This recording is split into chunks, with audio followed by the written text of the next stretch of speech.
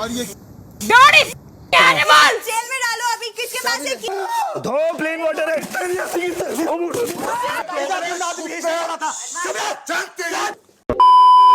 गर्म पानी है। अच्छा गरम। ओ अच्छा गाने से पहले गरारे करेंगे ना। नहीं, असली असली सिंगर। नाम क्या है? पवन कुमार। पवन, तुम इतने घबराए हुए क्यों बेटा? चलो बातचीत छोड़ो, अब गर्म पानी पी लिया, अब घुस जाओ।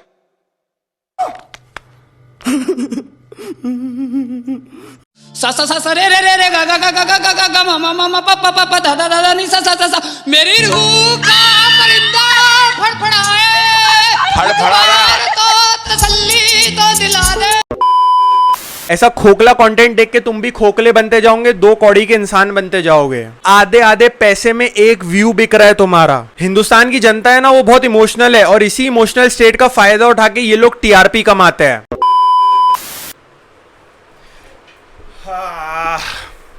और भाइयों बहनों, कैसे हो आप सब? आज के इस वीडियो में जो हम बात करने वाले हैं वो तुम्हारा दिमाग खोल के रख देगा। बिग बॉस और उसके जैसे सारे रियलिटी शोज लूजर्स के लिए, और आज इस वीडियो में मैं ये बात प्रूव कर दूंगा। तो चलिए एक्सपोज करते हैं रियलिटी शोज की रियलिटी को। हिंदुस्तान की जनता है ना, वो बहुत इमोशनल है और इसी इमोशनल स्टेट का फायदा उठा के ये लोग टीआरपी कमाते हैं। लोगों को ड्रामा पसंद है और ये रियलिटी शोज बहुत अच्छी तरह से सीख गए कि लोगों को ड्रामा कैसे देना है। इनमें ये लोग टैलेंट वैलेंट की कोई सर्च नहीं करते। अगर आपको ऐसा लगता है कि रोड पे से उठा के किसी को भी ले आते हैं जिसके अंदर टैलेंट होता है और उस टैलेंट को ये लोग बताते हैं दुनिया के सामने, तो आप बिल्कुल गलत सोचते हो। इन्हें सिर्फ और सिर्फ ड्रामा क्रिएट करने से मतलब होता है। ये दो चीजों पे फंक्शन करते हैं, पहली लोगों को इमोशनल लाइफ्स दिखा के दूसरों की, और दूसरी लोगों का मजाक उड़ा के। और इन रियलिटी शोज में एंटर करने का जो ऑडिशन प्रोसेस होता है, ये अपने आप में इतना डिप्रेसिंग है। पहले तो ये कुछ दल्ले बैठे होते हैं बीच में जो लेके आते हैं, और सब कुछ पैसों पे वर्क करता है। तुम पहले पैसे दे दो तो तुम्हें हम मौका देते हैं जाने का, या अगर तुम अंदर गए और तुम्हारा कुछ काम बनता है वहां पे तो तुम्हें फिर पैसे देने होंगे। कुछ गरीब लोग होते हैं जिनको ये लोग ड्रीम सेल करते हैं, बोलते हैं तुम्हें टीवी पे आने का मौका मिलेगा। उनको बुलाते हैं, उनके साथ वो जो भी स्क्रिप्टिंग होती है उनकी ऑडिशन की वो करते हैं, उसमें उनकी मजाक उड़ाते हैं, सब कुछ करते हैं। उन्हें लगता है कि मे बी ये टीवी पे आएगा, अच्छे से टेलीकास्ट होगा। वो उनके घर जाते हैं, सबको बताते हैं खुश होकर कि हम टीवी पे आने वाले हैं। और जब टीवी पे एक्चुअल में टेलीकास्ट होती है चीजें, तो उसमें उनकी इतनी बुरी तरीके से बदतमीजी की जाती है कि वो किसी को मुंह दिखाने लायक नहीं रहते।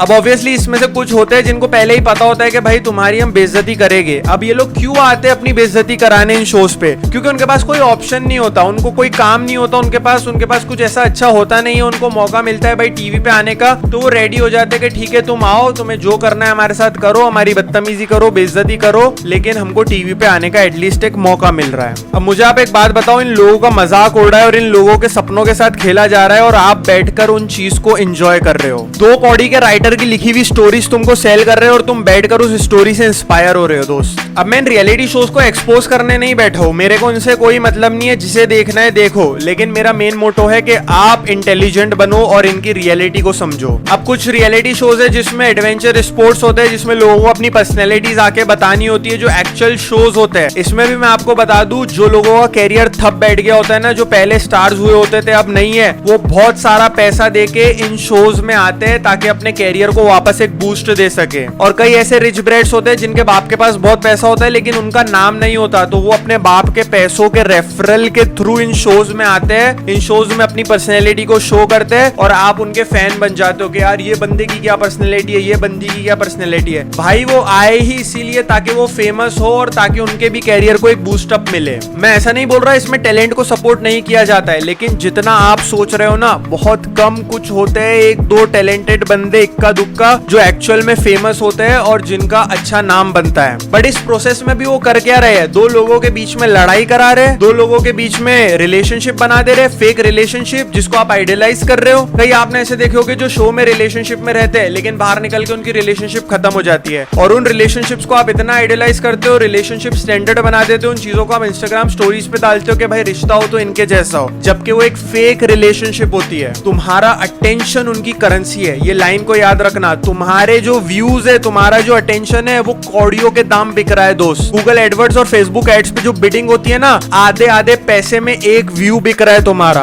क्या इतना सस्ता है तुम्हारा जीवन और तुम्हारा टेंशन? ऐसा खोखला कंटेंट देख के तुम भी खोखले बनते जाओगे, 2 कौड़ी के इंसान बनते जाओगे। अब इसमें रियलिटी शोज की गलती भी नहीं है, ऐसी बकवास चीजें लोगों को देखना पसंद है तो वो भी देख रहे हैं। तो मैं क्या चाह रहा हूँ, आपने ये वीडियो यहाँ तक देखा है ना, आप एक वेल अवेयर्ड पर्सन हो, जो कि अगर कोई इंसान रियलिटी बता रहा है तो उसको समझ के, सुन के अंडरस्टैंड करने की ताकत रखते हो। ऐसे सीरीज देखने वालों को पता है सैडिस्टिक कहा जाता है, जिनको 2 लोगों की जब झगड़ा हो रहा है या कोई इंसान पे टॉर्चर किया जा रहा है तो उन्हें देखकर मजा आता है। क्या आप एक ऐसे इंसान हो? कहने का मतलब ये था कि ये जो शोज होते हैं ना, ये उन लोगों के लिए होते हैं जिनका बहुत कम कॉन्शियस लेवल होता है और जो बिल्कुल ड्रामा देखकर और ये सब चीजें देखकर बहुत ज्यादा खुश होते हैं। जो एक इंस्पायर्ड माइंड होता है और इंटेलिजेंट माइंड होता है ना, वो ऐसी चीजों को कभी एंटरटेन नहीं करेगा, ना उनके लिए ये चीजें एंटरटेनमेंट का पर्पस होगी। आई होप आपको ये वीडियो अच्छा लगा। शेयर करो ये वीडियो उस दोस्त के साथ जो दिन रात ये चीजें देखते रहता है, और अगर आप भी देखते हो तो समझो इस बात को, मैंने आपको एक सिरा दिया है सोचने का।